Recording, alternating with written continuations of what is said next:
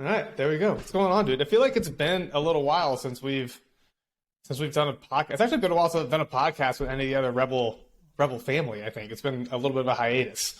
Yeah. We should just record one of the monthly coaches meetings just to get the ridiculousness Yeah. out of the podcast. Well, we have the training camp coming up here in April. That'll be good. We'll get some really good stuff there because we're gonna have a guy hanging out with us, getting pictures and videos and stuff. So I'm hoping he captures a lot of the behind the scenes shenanigans. Yeah. Impromptu calendar shoots and things like that. Yeah. No, we'll definitely 100% need to have Ryan LeCure redo his cowboy calendar shoot. The world deserves to see that. It's funny, but it's pretty good too. Like he's got some really good poses. He's a practice professional. That's the least. Yeah. If you ever wanted to see those pictures, you have to be on the Rebel Performance training team because those are hidden deep in our private forum and Train Heroic. The one thing it'll probably be the last thing I see before I die is him, Ryan Whitehead, and Pat Davidson on the beach in Costa Rica, all in micro bikinis. Oh yeah, just with the back. It's a beautiful backdrop, and then you just see like a bunch of white cheeks sticking out. Good stuff, though. I love it. That's the way it should be. Just fun. Just having fun and laughing. Well, yeah. Today we wanted to chat a little bit about power development stuff, something we haven't really circled back to in a while. We obviously did an entire episode on why, Olympic lifts probably aren't our number one choice in this realm. Not to say they can't work. They definitely can, just not our top priority or top choice.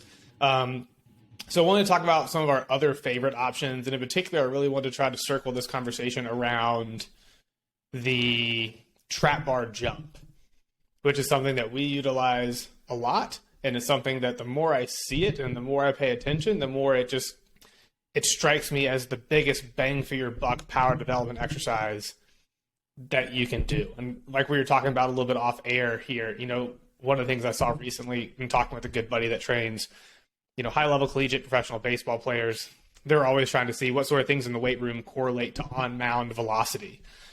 And I always thought that it would be things like rotational med ball throws, things that are more frontal transverse plane oriented, because, power will have some plane specificity to it. And he said, hands down, far and away, the thing that wins from a correlation standpoint is the trap bar jump, which I thought was really interesting. And so I've been spending more and more time thinking about it. But I do think that a lot of people have questions with that trap bar jump, just regarding like, how do I actually utilize it in a program? Like sets and reps and like how much weight do I put on the bar? And so I just wanted to see if we could provide some, what's those things in bowling that you put up? Right, you go bowling. Oh, the bumpers? Yeah, see if we can provide some like guide rails and bumpers for people here so they can start using that trap bar jump in their training, because I think if you're trying to become more powerful, it's a no-brainer. You should have it in the program someplace. So I'll punt it back to you here. Maybe we can start off talking more just where does it best fit within a training day and within a training week potentially. And then maybe we can talk more logistics of like sets, reps, and progressing it over the course of a program. Yeah, totally. I definitely think it's going to be, I've seen people use it as like the main movement for the day, depending on, what block you're in or whatever. But I definitely think it's a good like kind of power exercise primer before your main like squat effort. Usually, to your point about like the vector specific stuff, like I just consider it more of like obviously a vertical kind of power development exercise. And interesting follow up to what you were saying with the pitchers and the horizontal stuff. And we kind of mentioned this, but I gotta remember the study, but they looked at transfer from like essentially horizontal power exercises don't necessarily influence vertical, but vertical vector power exercises like the trap bar jump can improve vertical and carry over to the horizontal, right? So pretty cool if you're looking for, to your point, big bang for your buck stuff. But yeah, so I definitely would consider it more of like a vertical vector power exercise, and I really like it before like a big squat day. Yeah. I think when I've done it traditionally,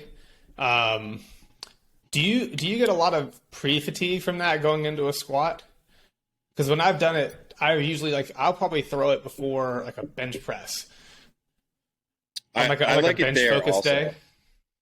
Yeah, because I would go like low volume, and not that I was ever technically proficient or good at them, but I would do some hang cleans before bench day too. So to your point, like I could swap those. I I go pretty low volume, but pretty high intensity with those. Mhm. So personally, I don't feel too fatigued after it. But I could see why Yeah, people would want to separate that. that makes sense. So, and it's, I mean, you're only doing it once a week, right? Or is it something that you would put in more than one time a week for an athlete? Well, for the for the high school kids that I work with, I'm only using it once a week. So, and again, pretty low volume there. So, in terms of frequency, usually just once a week. But what do you use? What do you use percentage wise for that, or do you have like a cutoff or? That's a tough one. That's one that I'm still kind of like playing the landscape on, right? Because sometimes it's an eyeball thing. Like you're kind of looking Yeah, at it because you want to, I don't know, like that's a horrendous answer for people listening, right? But like there's a certain amount of integrity and velocity that I'm trying to see. You know, like when we were in Kentucky at the last training camp and we just started messing around with the trap bar just to see who could hit the highest power number. And then Ryan Patrick, we had like 315 on the bar, and Ryan Patrick came over and did like a really ugly glorified trap bar jump with like almost, it was like 365 on the bar, right? Like he got off the ground, but it's like that's probably not really what we're looking for here. yeah. And so I think part of it is just eyeball. Like you want to see the integrity and the velocity be pretty good. So I'll actually go. I'll take the just jump or the jump mat out, and we'll get like a daily vert, and then usually like just a super general window. I try to load it to 70 to 80% of their height for the day.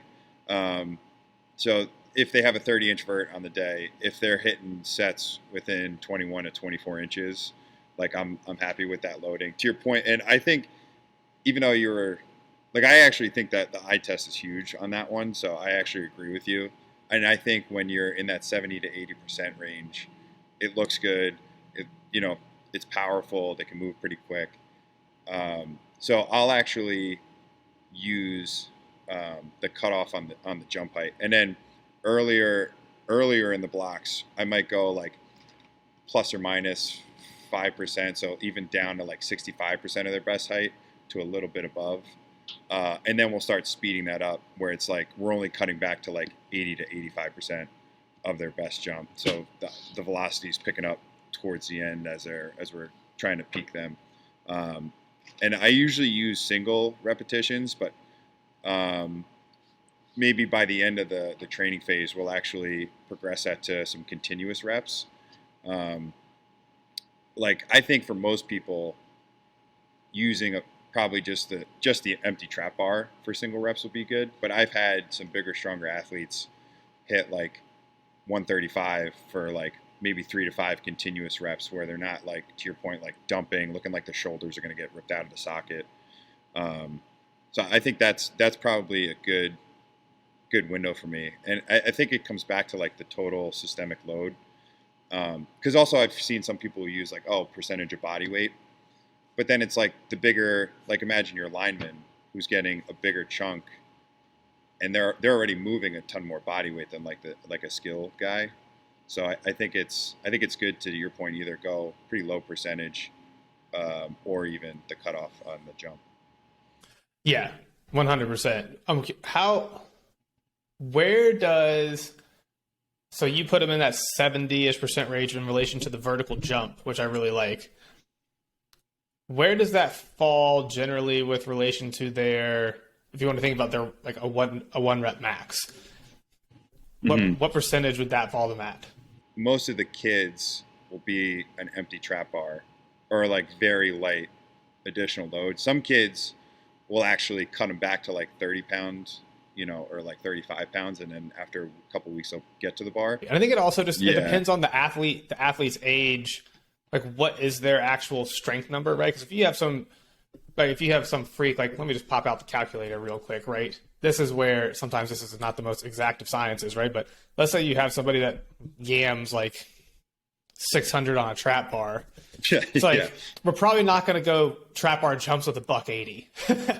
Yeah, totally. You know, like if you as that strength number goes up, we're probably going to be dropping that down. It's like, I'm probably thinking more 15 to 20% in that range, because that would at least put us at like 90 pounds. 20% of that would be 120. And like, if you deadlift 600 pounds off the floor on a trap bar, and I put 90 pounds on, 120 pounds on, that's like 15 to 20%. Then yeah, that sounds then you pretty solid. can probably crank that pretty good on single jump efforts, right? Oh yeah, That's where I think 30% is at the very high end. I think I would definitely probably look more in that 15 to 20% range to start, and then see how it looks, and then modify from there. And then how much total volume are you looking at in terms of like total reps? If you're doing single reps with people, where are guys getting to on average? I would say probably anywhere from like 8 or 9 total reps to like 12 to 15 on the high end, and that'll probably be like the lighter guys, or the guys who are moving a lighter load. Probably not a ton more than that. Plus, it's if I have like somebody on, like, and I'm just thinking about the high school kids right now, but if I had somebody like a couple of the clients or a couple of the athletes that we have for Rebel, where maybe they're trying to push the strength numbers more, and it's a little more of a strength block, I really like that, just because it's such a force-based power movement. But I definitely, to your point, now that goes back to, I don't want to cook them for their main squats or their main strength effort. So they might be more on like the, 8, 9, 10 range total reps. Yeah, for sure. And then I think that the repeatability question here is another good one. It's like, I don't view the trap bar jump as being the place that I'm really going to focus if I'm trying to improve repeated efforts with an athlete, right? Like, I'm not really going to get a lot of elasticity change there. Like, you're just kind of asking for trouble. I feel like it really is just about that singular effort of just go, like, let it rip, and then we're going to reset. We're not going to try to tie these reps together, do tons of jumps. Like, I just don't know if I really see the utility in that.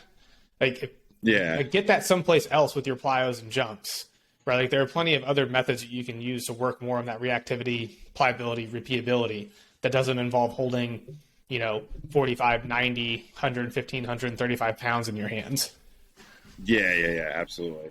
Like, I'm trying to think again, like, when I had Ryan Patrick programming for me, we definitely pushed the way. Like, I think I was around like 225 or something like that. But to your point, it was like super low volume. It was like just be an animal on the takeoff, like just absolutely dump the weight at the bottom. But that, I trust me, but I don't know how much I would program that for a ton of other people. Exactly. Right. But that, like, you're an example of someone that's a more advanced athlete. You have a great strength base. You've done it a lot. So like that 220 number is moving you up more in that 30%, probably ballparkish range. But at the same time, we got to respect what you're trying to get out of the exercise, right? On a force velocity curve, this is like anything else that we talk about, where you can kind of shift yourself and bias more force or bias more velocity depending on how you manipulate these factors. And as I move up the load, velocity is going to come down. I'm biasing more of a force change. As I move down the load, I'm biasing more of a velocity change. It's kind of what we're getting after here, right? Like, as you start getting up into that 30%, again, I'm just talking in reference to 1 rep max. I think people can relate to that a little bit easier. But if you can do the method you talked about with the vertical jump, that makes vastly more sense. But in relation to a 1 rep max, right? Like, as you start getting up into that 30% range, we're definitely becoming more force biased. And not many people are probably going to be able to hang out and do a ton of work there. We're probably looking more at that like 15% range, probably like 10 to 15% on the one end, and then up to 30% on the other. That's probably like, I'm imagining like the range ballpark if we want to try to give some rough guidelines from a loading perspective. Have you ever played with those with like a contrast set, where you'll like get like maybe 2 to 3 really solid efforts and then go hit like, set of box jumps or something like that after? I haven't done it with a trap bar, but that would be really interesting to go hit like 1 or 2 reps on the trap bar and then go into a jump, or go into like a 20 yard excel. Yeah, Yeah, to be honest with that'd you, be very I played interesting. with it more with like contrasting the jumps. But to go back to that conversation of like the vertical could potentially bleed over to your horizontal, I think that's a great way to kind of work on accelerations and things like that, just to pair those two. Yeah, because you're definitely going to be primed, right? Like you go do a Oh, trap bar yeah. jump, like your CNS is going to be ready. It's gonna, I'm gonna be it's not honest going to with be any you, more yeah. ready. The heavy trap bar jumps is like one of my favorite things to do. You're just like, you feel like an animal. You're ready to go. You're hyped up. It's a nice way to get things moving. Yeah, dude, 100%. So with this trap bar jump, we're thinking one time a week. You can put it before a squat day or before a bench. It really just depends how much fatigue you feel gets carried over from that exercise. From a loading perspective, if you have a jump mat, you can do it that way. Follow that sort of protocol because it makes the most sense. Otherwise, you're going to have to play around a little bit. I think the load range that we're looking for here is going to be more along the lines of like 10% out to 30%. Probably somewhere in there is going to be the right option for you. Do singles. Probably not looking to repeat these bad boys. And then, give yourself complete rest, right? Like you could do a jump and then probably rest 1 minute and then do a jump and then rest 1 minute and then do a jump. I mean, if you're with a bunch of people doing it and you've got, 3, 4, or 5 people lined up on a bar, that rest time will probably work itself out naturally just when you single file your way through it. Okay. Awesome. I feel like we did a pretty good job with that. We'll keep this one short. Short, quick, to the point for people. Let them go play around with this. Thanks for coming on, dude. Everyone, hope that you enjoyed this. Not as long as usual, but hopefully like really tactical and straight to the point for you. Obviously, if you have questions, you can come hit us up on Instagram, any of those other places that we hang out. We'd love to hear from you. Have a fantastic week, fam.